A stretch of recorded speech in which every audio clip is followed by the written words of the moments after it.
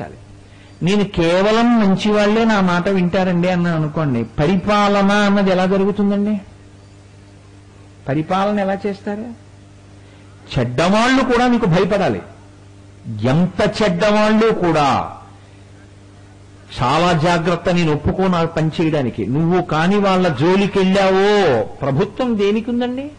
ప్రభుత్వం మీకు గ్రంథాలయాలు కట్టడానికి, మీకు ఆనకట్టలు కట్టడానికి, మీకు విద్యాలయాలు కట్టడానికే కాదు, కారాగారాలు కట్టడానికి, న్యాయస్థానాలు కట్టడానికి కూడా ప్రభుత్వమే ఉంది.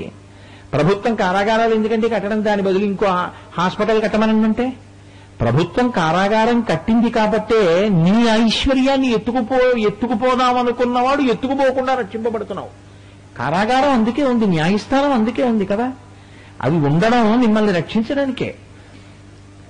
దొంగల నుంచి రక్షించడానికి ప్రభుత్వం కారాగారం కట్టి దొంగలను అందులో పెట్టినట్టే, భూతనాథ శబ్దానికి అర్థం ఏమిటో తెలుసా అండి? అమ్మ బాబోయ్ ఆయన చంపేస్తాడు రామన్నని భయపడి ఆయన దగ్గర వాళ్ళు కూడా ఇలా చేతులు కట్టుకు తలంచుకు నించుంటారు.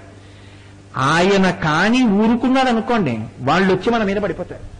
వాళ్ళు వచ్చి మీద ఎందుకు పడిపోవట్లేదో తెలుసా? ఆయనకి భయపడి మీద పడరు. అందుకే మీరు ఎప్పుడైనా చూశారో లేదో, భూతాలు మీ మీద పడకుండా ఉంటాయనుకోకండి, రోజు వచ్చి పడతాయి. చీకటి పడితే వాటిది రాజ్యం. భాగవతంలో దాని గురించి బ్రహ్మాండమైన ప్రస్తావన చేస్తారు. సూర్యాస్తమయం కాని దాటి అయిపోయిందంటే వాటికి స్వేచ్ఛ, అవి విహరిస్తాయి. ఇంకా అవి విహరించినప్పుడు ఏం చేస్తాయంటే ఇళ్లలోకి వస్తాయి, గుళ్ళోకి వస్తాయి. భూతబలి ఇవ్వట్లా? బలిహరణ మంటపం మీద భూతబలి ఇవ్వట్లేదండి, ఇంట్లోకి కూడా వస్తాయి భూతాలు. అందుకే కదా మీరు ఉత్తిష్టంతు భూత పిశాచాహ అని చెప్తున్నారా లేదా? నేను అబద్ధం చెప్పానంటారేంటి? మీరు మంత్రం చెప్పట్లా? తెల్లారితే మీ ఇంట్లో ఉత్తిష్టంతు భూత పిశాచాహ, ఓ భూతములలారా పిశాచములలారా మీరు లేచిపోండి, మేము పూజ చేసుకుంటాం అంటున్నారా లేదా? మీరు అక్కడ లేకపోతే మీరు లేచిపోండి ఎందుకంటారు? లేనిదాన్ని లేచిపోండి అంటే మీరు పిచ్చేళ్ళని గుర్తు. ఇక్కడ నేను ఉంటే కదూ కోటేశ్వరారు, మీరు ఇక్కడ ఒక్కసారి లేచి ఇలా కూర్చోండి అంటే నేను ఇక్కడ ఉంటేను నన్ను లెమ్మడానికి. ఇక్కడ నేను లేకుండా కోటేశ్వరారు మీరు ఇక్కడ నుంచి ఒక్కసారి లేచి అక్కడ కూర్చోండి అంటే నీకే పిచ్చే వీరు, ఆయన ఉన్నాడు అక్కడ అంటారు. ఉత్తిష్టంతు భూత పిశాచాహ అని మీరు మీ ఇంట్లో పూజకు మొదట్లోనే చెప్పారు అంటే మీ ఇంట్లో భూతాలు పిశాచాలు ఉన్నాయా లేవా? ఉన్నాయి. అదేంటండి ఎప్పుడున్నాయండి? రాత్రి వస్తాయి. వచ్చినవి ఎందుకు లేచాయి? బ్రహ్మకర్మ సమారభే. మేము ఈశ్వరారాధన చేసుకుంటాం, మీరు మమ్మల్ని అల్లరి చేస్తారు. మేము ఈశ్వరుణ్ణి నమ్మాం, ఆయన్ని సేవిస్తాం, అందుకని మీరు ఇక్కడి నుంచి లేచిపోండి. ఇప్పుడు లేవలేదనుకోండి, మీరు వాటిని ఆపగలరా? ఈశ్వరుడు ఏమర్రా, నా సేవ చేసుకుంటానని వాళ్ళు వస్తే ఏం లేవకుండా ఇంకా ఇక్కడ కూర్చున్నావు అంటాడని వాళ్ళు లేస్తున్నారా? మీకు భయపడి లేచిపోయే వాళ్ళు అయితే మీ ఇంట్లోకి రారు. మీకు భయపడి లేచిపోయేవాళ్ళు కారు. బ్రహ్మకర్మ సమారభే అంటే వాళ్ళు లేస్తున్నారు. వాళ్ళు ఎవరి ఆజ్ఞకి భయపడుతున్నారు? పరమేశ్వరుడి ఆజ్ఞకి భయపడుతున్నారు, పరమశివుడి ఆజ్ఞకి. ఇప్పుడు ఆయన భూతనాథుడు అవడం నీకు రక్షణ, నీకు బాధ. ఇది తెలియక కొంతమంది ఏమంటారంటే, అబ్బో ఆయన భూతనాథుడు అండి అంటారు. ఆయన భూతనాథుడు కాబట్టి నువ్వు బతికున్నావు అంటే పీకేస్తాయి మీద పడి. కాబట్టి ఆయనకి లొంగి ఉంటాయి భూతగణాలన్నీ కూడా. సృష్టిలో అవి కూడా భాగం అండి. మరి అవన్నీ ఉంటాయి, ఉగ్రప్రాణులు, అవన్నీ ఆయన వశంలో ఉంటాయి. ఆయన వశంలో అవి ఉంటాయి. మార్కండేయుడు వంటి మహాభక్తులు ఉంటారు. మార్కండేయుడు వంటి మహాభక్తులు ఉండడం గొప్ప విషయం కాదు, భూతగణములు కూడా భయపడి ఉండడం గొప్ప విషయం. ఆయన చాలా సమర్థుడండి పరిపాలనలో అని ఎప్పుడంటారు మీరు? ఆయన కాలంలో ఒక్క దొంగతనం లేదన్నారనుకోండి, అది సమర్థతకి గీట్రై. ఆయన కాలంలో మహాత్ములు ఉన్నారు, అబ్బో భయంకరమైన దోపిడీదారులు ఉన్నారు అంటే ఆయన సమర్థుడు కాదు. రామరాజ్యం అని ఎప్పుడంటారు? ఆయన కాలంలో తలుపుకి తాళం వేయక్కర్లేదు రామరాజ్యంలో. ఎందుకని ఒక్క దొంగడు లేడు. ఎందుకు దొంగడు లేడు? రాముడు ఉండగా దొంగ ఉండడమే. ఇది రాముడి గొప్పతనం. భూతనాథుడి గొప్పతనం ఏంటి? ఆయన ఉండగా భూతాలు మన జోలికి రావడమే, ఇది ఆయన గొప్పతనం. ఇప్పుడు నాకు చెప్పండి, ఆయన భూతనాథుడు అవడం మీకేమిటి కష్టం? మీకేమైనా కష్టమా? మనకి రక్షణ. ఆయన ఏం చేశాడంటే ఈ భూతగణములను విభాగం చేశాడు.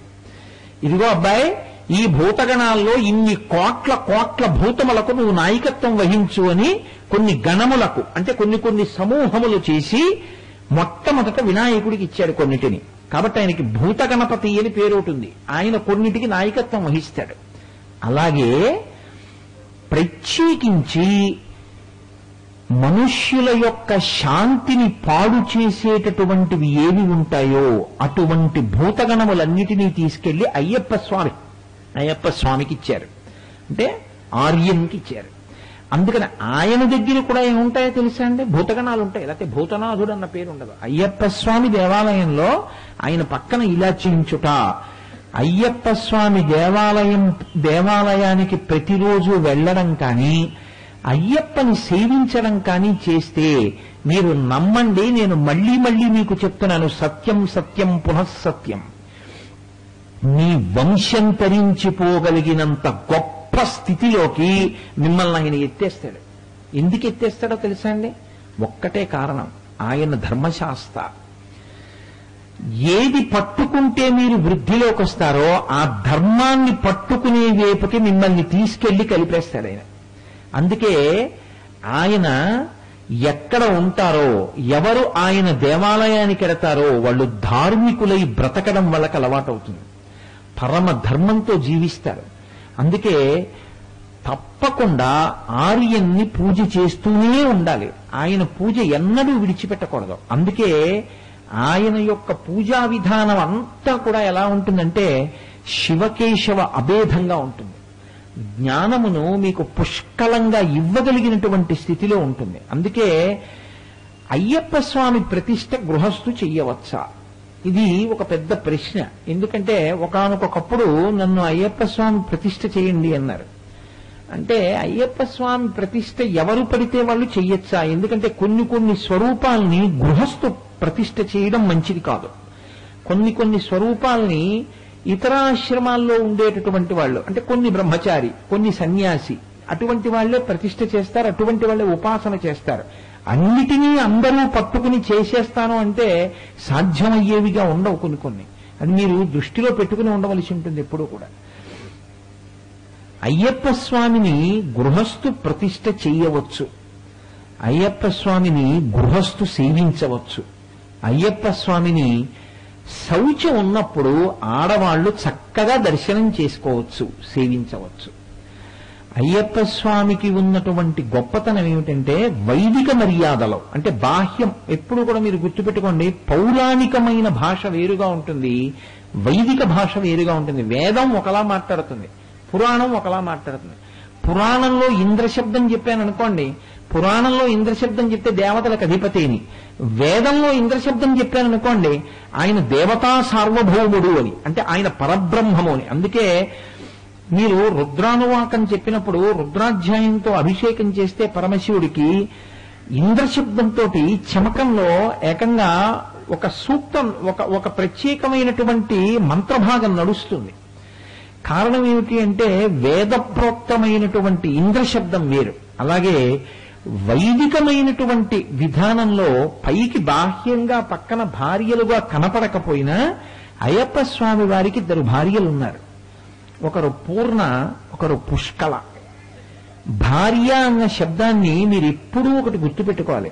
భార్య అన్న శబ్దానికి అర్థం ఏమిటంటే నిజంగా ఆడదాన్ని పక్కన పెట్టుకోవడం భార్యాత్వం అని మీరు ఆలోచన చేయకూడదు. ఇది తెలియక చాలా మంది ఏం చేస్తారంటే లక్ష్మీ గణపతి అనడానికి భయపడుతుంటారు.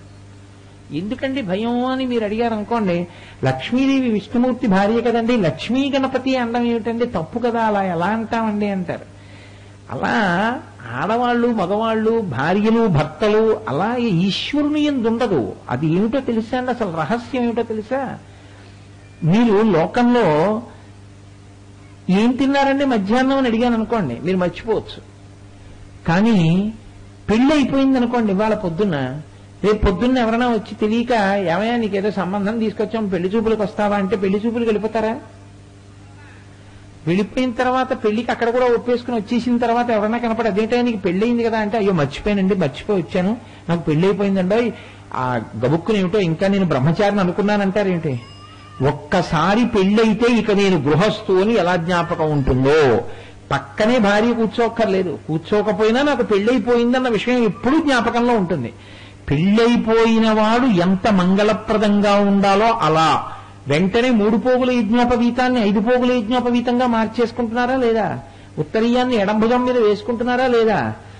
ఇది పెళ్ళైపోయినవాడు అని మీరు జ్ఞాపకం పెట్టుకోలేదండి, నాకు జ్ఞాపకం లేదండి పెళ్ళయిందని, నాకు భార్య ఉందని అంటారేమిటి? అలా అనడం ఎలా కుదరదో, మిమ్మల్ని ఆశ్రయించి ఉన్నటువంటి విభూతి, మీ శక్తి మీతో కలిసి ఉండడానికి భార్యారూపంగా సంకేతిస్తారు. అది శక్తి. అందుకే ఏ శక్తి స్వరూపాన్ని ఆరాధన చేయండి, శ్రీ సూక్తమే చెప్తారు. హిరణ్యవర్ణాం హరిణీం సువర్ణజితస్రజాం అని పూజ చేస్తే ఒక్క లక్ష్మీదేవి కనుకోకండి, బాలాత్రిపుర సుందరిని పూజ చేసినా శ్రీ సూక్తమే. ఎవరికి చెప్పినా శ్రీకారం ఎక్కడుందో అక్కడ శక్తి పూజ అని గుర్తు. కాబట్టి ఇప్పుడు పూర్ణ పుష్కళ అంటే ఆవిడ భార్యలు ఇద్దరు ఆడాళ్ళు పక్కన కూర్చున్నారని మీరు అనుకోకూడదు. ఆయన యొక్క శక్తులు రెండున్నాయి ఆయన దగ్గర. ఏమిటా రెండు శక్తులు?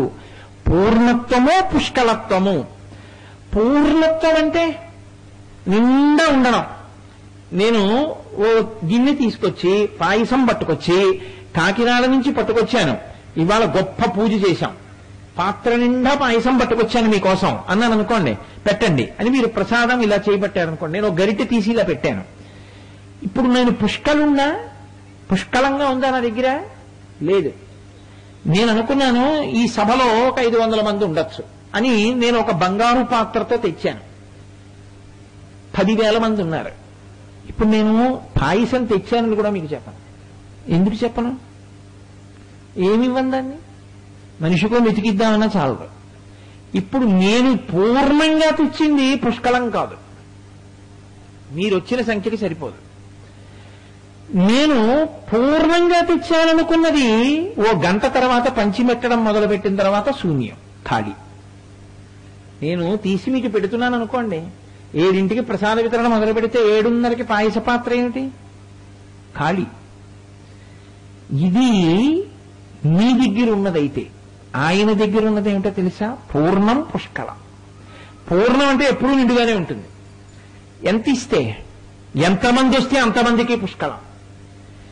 ఇలా ఇవ్వగలిగిన 2 లక్షణాలు ఉన్నవాడు తన కొరకు దాచుకోవడానికి కాదు, మీకు పెడితేనే పూర్ణ పుష్కల 2. దాచుకోవడానికి వచ్చిన వాడికి పూర్ణ పుష్కల ఈ 2 శబ్దాలు అన్వయం కావు. మీరు గమనించండి. నాకు లేనిది ఏమిటండి అన్నాడు అనుకోండి, మీకు కారు లేదు కదండి కోటేశ్వరారు అన్నారు అనుకోండి, నాకు కారు లేకపోతే ఏంటంటే, కారు ఉంటే ఒకటే కారు ఎక్కుతుంది, నేను ఎక్కినన్ని కార్లు ఎవరు ఎక్కారు అన్నాను అనుకోండి. ఇప్పుడు నేను పూర్ణుణ్ణి అంటే నాకు ఆ తృప్తి చేత పూర్ణుణ్ణి. ఏమిటో ఇంతమంది ఇన్ని కార్లు ఎక్కించుకున్నారు కానీ నాకు ఒక్కడూ ఓ కారు ఇవ్వలేదన్నాను అనుకోండి, నేను పూర్ణున్నా? ఏడుపు కొట్టు మొహం వాడిని. నాకు అన్న ఆలోచన రాగానే నాకు పూర్ణత్వం లేదు. నాకు దిగులు లేకుండా అన్నీ నావి అన్న భావన నాలో నిండి ఉన్ననాడు నేను పూర్ణుణ్ణి. ఈ పూర్ణత్వం జ్ఞానం దగ్గర నుంచి మీకు పెట్టగలిగిన ఐశ్వర్యం వరకు. పూర్ణత్వం అంటే నేనెవరో నాకు తెలిసి ఉంటే పూర్ణుణ్ణి. పూర్ణమద పూర్ణమిదం పూర్ణాత్ పూర్ణముదచ్యతే పూర్ణస్య పూర్ణమాదాయ పూర్ణమేవావశిష్యతే. అందుకే ఇది ఇలా పడతారు, ఇది పూర్ణం. ఈ పూర్ణం అంటే నిండుగా ఉండగలిగినటువంటి లక్షణం. ఎన్ని కోట్ల మంది వచ్చినా పెట్టగలగడం పుష్కలత్వం. ఈ పూర్ణత్వం, పుష్కలత్వం ఆయన భార్యలు. ఆయన భార్యలంటే ఆయన శక్తులు. అవి తరిగిపోయేవి కావు, అవి ఎప్పుడూ ఉంటాయి ఆయన దగ్గర. అలాగా ఎన్ని కోట్ల మంది ఆయన దగ్గర తిననివ్వండి, అది పూర్ణత్వం, పుష్కలత్వం. నాతో ఒక ఆయన అన్నాడు, అన్నదాన ప్రభువే అంటే స్వాముల ఇంటికి వెళ్ళి భోజనాలు చేయడం అన్నాడు. మీ మోహం ఇట్సాది కాదురా, అన్నదాన ప్రభువే అంటే ఆ బ్రహ్మకీట జనని. వాడు దీక్ష తీసుకున్నప్పుడు వాడి ఇంటికి వెళ్ళి అన్నం తిన్నావు, దీక్షలో లేనప్పుడు నువ్వు తింటున్నావు, ఎవరు పెట్టినట్టు నీకు? నీవు బతికున్న నాళ్లు నువ్వు తిన్నన్నావు. సమస్త చరాచర ప్రపంచానికి అన్నం పెడుతున్నవాడు ఆయన. అది అన్నదాన ప్రభువే అంటే. అన్నదాన ప్రభువే అంటే నేను 42 రోజులు దీక్ష చేశానండి, ఇంకో స్వామి నన్ను భోజనానికి పిలిచాడండి, అందులో వాళ్ళ ఇంట్లో భోజనం చేయడం అంటే అయ్యప్ప స్వామి నాకు అన్నం పెట్టించడం అండి అన్నావు అనుకో, నీకేమీ అర్థం కాలేదని గుర్తు. నేను కాదండి. చూశారు, ఆ ఈగ చిన్న నాలుకతో ఇలా ఇలా తింటుంది, దానికో కడుపు దానికి తినడానికి అమరికిచ్చాడే, వాడు అన్నదాన ప్రభువు. వాడు అలా పెడుతున్నాడు. ఆ పెట్టడానికి అంతు లేదండి. పువ్వులో తేనె పెట్టి ఆ తేనె సీతాకోక చిలక్కి పెట్టాడు. నేను తినగా మిగిలినటువంటి మిరపకాయ విసిరితే కాకికి పెట్టాడు. నాకు కారాన్ని ఆహారంలోకి వచ్చేటట్టు చేసి మిగిలిపోయిన మిరపకాయని కాకి తినేటట్టు చేశాడు. ఆ కాకి కడుపు నింపాడు. ఓ ఓ చచ్చిపోయినటువంటి కుక్క శరీరం అక్కడ పడిపోయి ఉంటే అక్కడికి వచ్చి ఓ కాకి పొడుచుకు తింటోంది. చనిపోయిన కుక్క శరీరాన్ని తిరిగి కడుపు నింపుకునేటట్టుగా కాకి ఇచ్చాడు. ఓ తోటకూర కాడ పులుసు చేసుకుని తిరిగి కడుపు నింపుకునేటట్టు నాకిచ్చాడు. ఓ యాపిల్ పండు నాకిచ్చాడు. ఇలా సమస్త భూతకోటికి, సమస్త చరాచర ప్రపంచానికి అన్నం తిన్నానన్న తృప్తి అంటూ ఉంటే ఆయన అనుగ్రహమే. ఆయన అనుగ్రహం చేతనే ఈ ప్రాణులన్నీ తింటున్నాయి. తినబడుతున్న ప్రతిదీ ఆయన సృష్టించి ఇచ్చినదే. ఆయన కన్న తల్లి దయ ఇది అని నువ్వు అనుకున్న నాడు, ఆ భావన కలిగిన నాడు, నువ్వు తింటే అన్నదాన ప్రభువు కాడు, ఏది తింటున్నా ఆయన పెట్టిందే అన్న భావన నీకు రావడం, ఆయన అన్నదాన ప్రభువుని నువ్వు అంగీకరించడం. అది నీకు కలగలేదనుకో, నీలో ఏదో దోషం ఉందని గుర్తు. ఇంకా నీకు అసలు సరిగ్గా అది అర్థం కాలేదు. అసలు అయ్యప్ప స్వామి అర్థం కాలేదు. అందుకే అయ్యప్ప స్వామి యొక్క ఆరాధన ఒక్కటే గురుముఖత ఉంటుంది. ఎందుకో తెలుసా అండి? పట్టుకోవడం కష్టం. అసలు ఎక్కడ వచ్చేస్తుందంటే, నేను మీకు ఇందాక చెప్పాగా రామరాయల వారికి సంబంధించినటువంటి విశేషం. లక్ష్మీదేవి ఏమవుతుంది అని అడిగాను అనుకోండి, ఏం చెప్తారు మీరు? శివకేశవులకి పిల్లాడు ఎలా పుడతాడండి మగవాళ్ళకే అని అడిగాను అనుకోండి, ఏం చేస్తారు మీరు? ఏం చెప్తారు? ఆగిపోతుంది, మీరేం చెప్పలేరు. ఇంకా ఉపాసన ఏంటి? అసలు ఆ స్వరూపం మీకేం అర్థం కానప్పుడు మీరేమైనా ఉపాసన చేస్తారు? మీ మనసు అక్కడ ఎలా నిలబడుతుంది? ఇది ఎలా ఉంటుందండి? మగవాళ్ళిద్దరికి పిల్లాడు ఎలా పుట్టాడండి అని మీకు అనుమానం వచ్చిందనుకోండి, ఇంకా భక్తి ఏమిటండి? ఎలా నిలబడతారు మీరు? అక్కడ నిలబడలేరు. అలా నిలబడాలంటే దాన్ని సమర్థతతో చెప్పగలిగినటువంటి గురువు గారితో ప్రారంభం ఆ వైభవం. అందుకే దీక్ష. దీక్ష అంటే ఆ కాలమునందు మీరు తెలుసుకోవడం తెలుసుకోవడం తెలుసుకోవడం తెలుసుకోవడం. దాహం వేసింది, ఎంత దాహం వేసింది అని నేను అడిగాను అనుకోండి, నీకెంత దాహం వేస్తోంది అని అడిగాను అనుకోండి, నీ మోహం ఎంత దాహం వేస్తుందండి, దాహానికి కొలత ఉంటుందని నీళ్ళు అంటారు. ఇప్పుడు మీ దాహం తీరిపోయింది అనుకోండి, నేను నీకోసమే తెచ్చాను బిందె నీళ్లు తాగన్నాను అనుకోండి, నీకే బుర్ర ఉందా లేదా నాకెందుకంటారు. అవునా కదా? మీ దాహం తీరే వరకు గుటకలు వేస్తూ ఉంటారు. మీ దాహం తీరిపోయింది, ఇక ఒక్క గుటకేరు మీరు, అమ్మయ్యా చాలని గ్లాసులో నీళ్లు మిగిలినా అక్కడ పెట్టేస్తారు. అవునా కదా? మీ దాహం తీరే వరకు గుటకలు వేయడం ఎటువంటిదో, గురువు గారి దగ్గర కూర్చుని నేర్చుకోవడం నేర్చుకోవడం నేర్చుకోవడం నేర్చుకోవడం పనిగా పెట్టుకోవడమే అయ్యప్ప స్వామి వారి యొక్క దీక్షా విధానం. అందుకే దీక్ష యందు గురువు శిష్యుడు విడివడి ఉండే అవకాశం ఉండదు. గురువుతో కలిసి ఉంటాడు. ఉంటే ఏమవుతుంది? గురువు గారు సంధ్యావందనం చేసుకుంటారు, శిష్యులతో చేయిస్తారు. అందుకే సంధ్యావందనం రానివాడు కూడా అయ్యప్ప స్వామి వారి దీక్షలో గురువు గారి దగ్గర దీక్ష తీసుకుంటే వెంటనే సంధ్యావందనం చేస్తాడు. ఎందుకు చేస్తాడో తెలుసా అండి? సంధ్యావందనం చేయకపోతే మీరు దీక్షలా ఇస్తారు?